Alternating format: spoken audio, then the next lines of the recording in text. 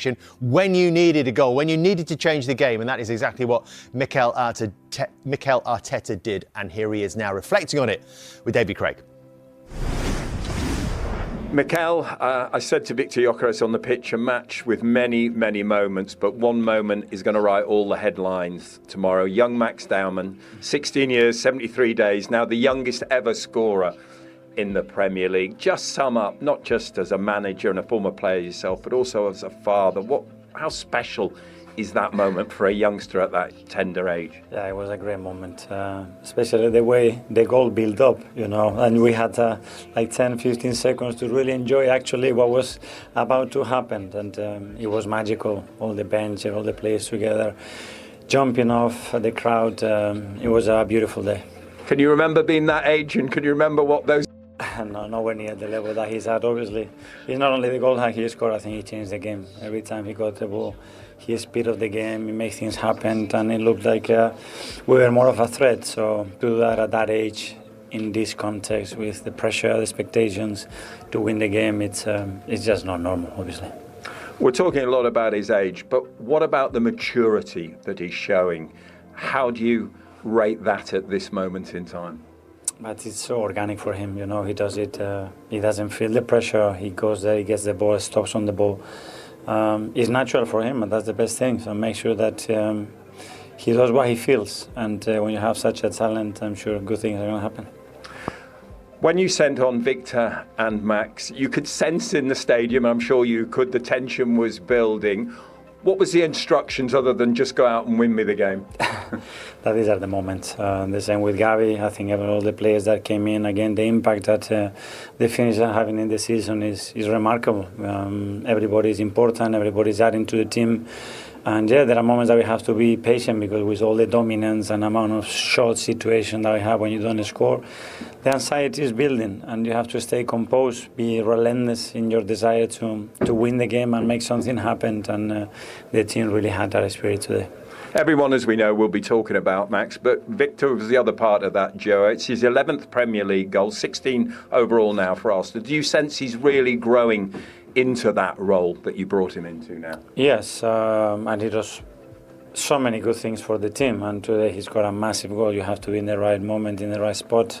He said and he was there, and he helped us to win the game. And of course, the all-important question in terms of the title race, the headlines will be what they'll be tomorrow, but what does this do in terms of the title race from where you could be by tonight? It could be as little as 7, it could be still 10. Well, job done from our side in every level, because I think the performance in many situations was very, very good. And what we are doing every 3 days, I think the players deserve a lot of credit. And very finally, it will be a special day in Arsenal's history. Yeah. How special a moment do you put this down as? Very much. I mean, I think what we do is to create memories and to create moments. And I'm sure for many years, people that was in the stadium today would say, I was in the stadium, I was at the Emirates that day when that kid at 16 scored that goal in such an important moment of the season. Mikel, thank you. Thank you. The club are supporting him very well in terms of his development. As long as he keeps his head on his shoulders, which as you can see, the players love him. They're keeping him on side. He's got older, more senior English players. His personality keep him in check. And I think players like him with the talent that he's got deserve the respect and the understanding that it's going to take time. We know he can do these moments, and it's going to take time for him to, I suppose, get into the team. But look, we can never doubt the quality this player's got. I think that's such a good point, Dan, and I think almost the senior players have a duty of care as well. I look back to my career when I first signed for Liverpool, and John Barnes was so influential on bringing me through. I was a 17-year-old young man that had just got into the first team. He helped me so much. I remember when Gerrard come through, I felt that I had to almost do what John had done for me and tried to help him, and not that he needed a lot because he was such a great player. But I look at him and I look at, OK, where's your senior players, your role models? I think Declan Rice. It was good for Declan Rice, Mark Noble. Mark Noble took Declan Rice under his wing. Yeah. People like Odegaard. Although they're a threat, which they inevitably are going to be, and Bukayo Saka, he'll be looking over his shoulder going, wow, this young man's going to be incredible. You still... It's part of the football hierarchy. Do the right thing. Help him. Make sure he keeps his feet on the ground. Don't get too excited because everyone now his life has just changed tonight. It was always going to change, but tonight is the night where everything's going to be different. He walks into restaurants, he's going to get the best table. It's not allowed in yet, really, surely. Everything is going to be, people are going to just make such a fuss of that young man because they want to be part of him. Who are your mates? Who are the people you've got to make sure that, I don't need those people in my life. All these things, his mum and dad are going to are lovely people. They're going to have a real, have to take control on that. Keep the circle small. Absolutely. That job's just got harder as well, though, hasn't it? Absolutely. But the club do really well in nurturing young players, but they've got to make sure they get it right. And he's going to need a lot of support, but I've got no doubt he'll have it. And first of all, a great moment for everybody. And of course, Manchester City are about to kick off any second now against West Ham United. That news will have come through to their dressing room, surely, won't it, as well? 100%. Yeah. And it wouldn't change anything for them psychologically. They know they've now got to win. But they would have been getting a little bit excited, though, wouldn't they? Because it was the 89th minute. Of course they would have. Thinking, oh, boys, listen, man, we go out there today. You know, when we get the job done, it's gonna. But now it's like, okay, you know, business as usual. We got to go out here. We got to win. We have to. And they're going to feel a little bit more added pressure if West Ham can keep them, you know, 0-0, 70 minutes or whatever it may be. They'll have the same feelings and the sentiments that Arsenal had.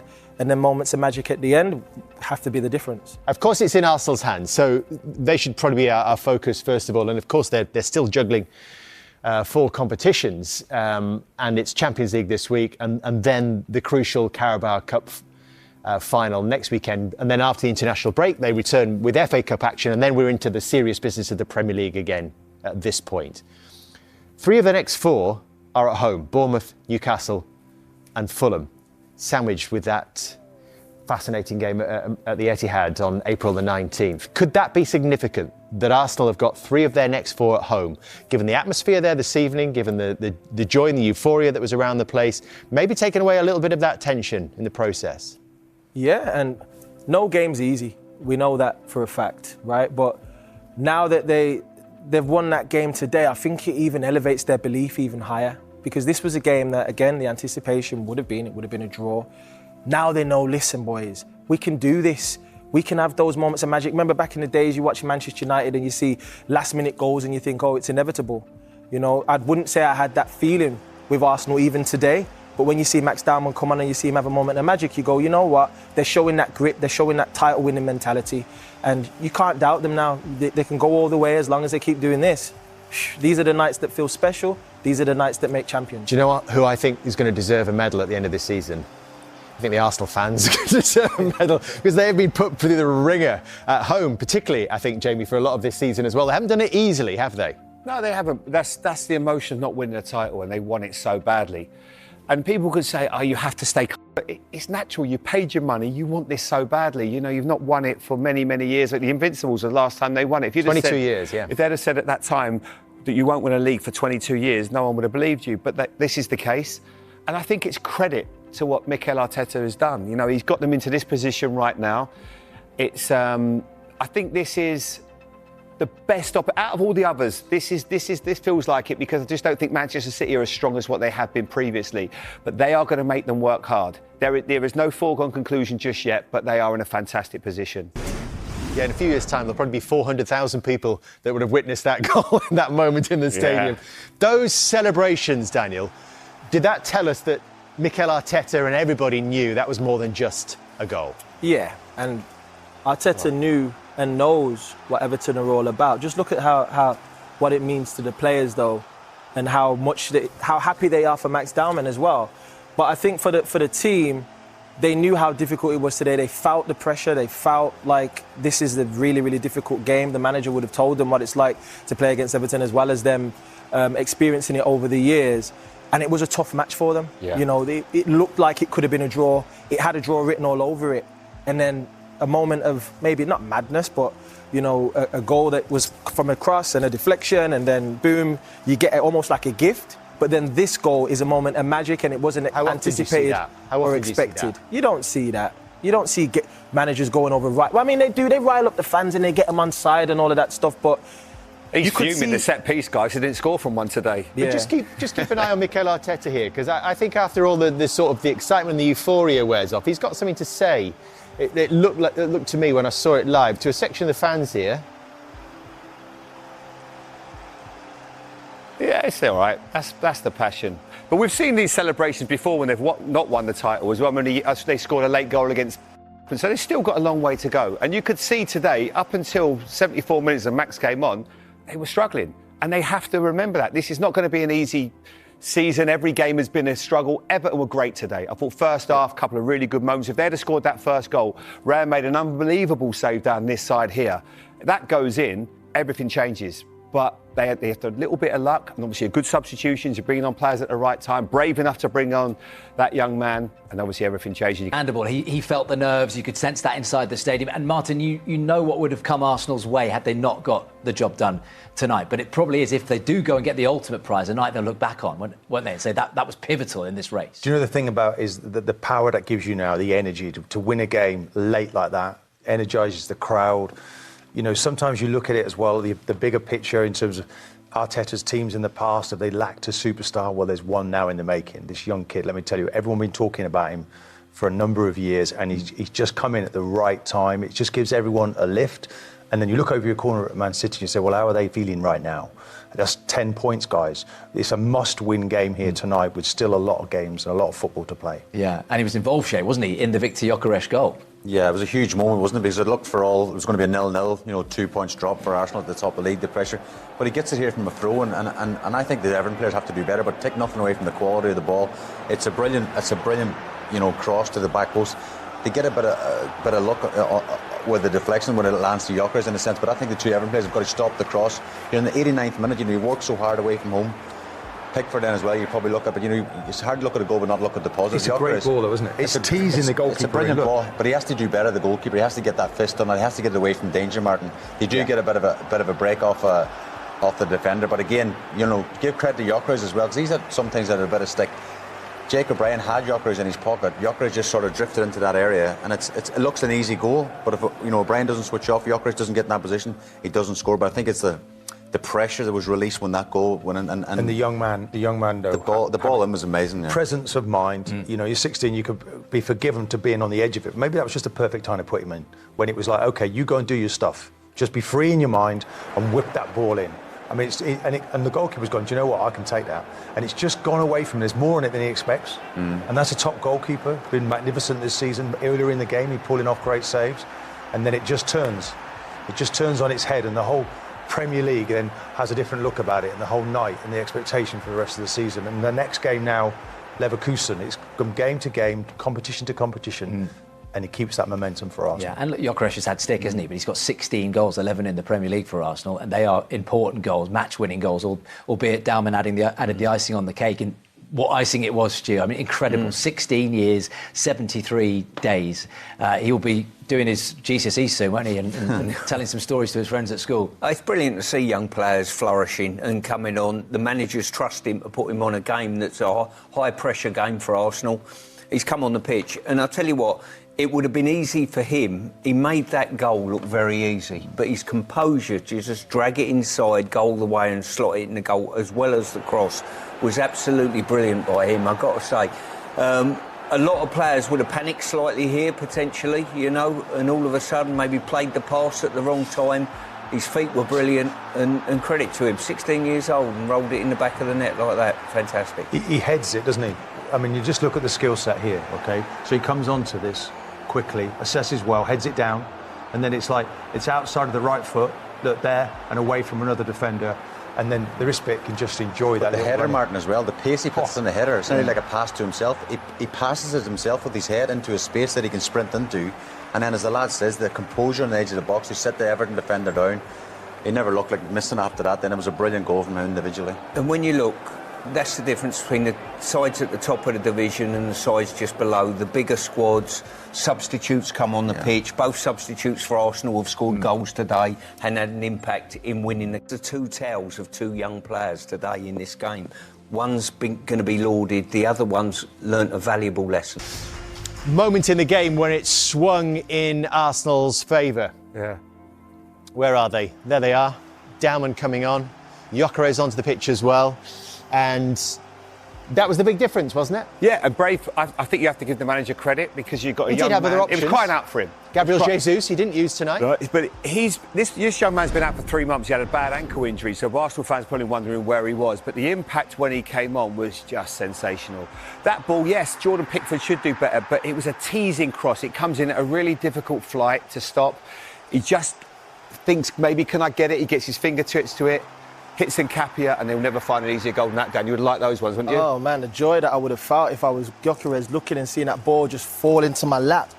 Empty net. As you said, Jordan Pickford must feel like he could have done better with that one.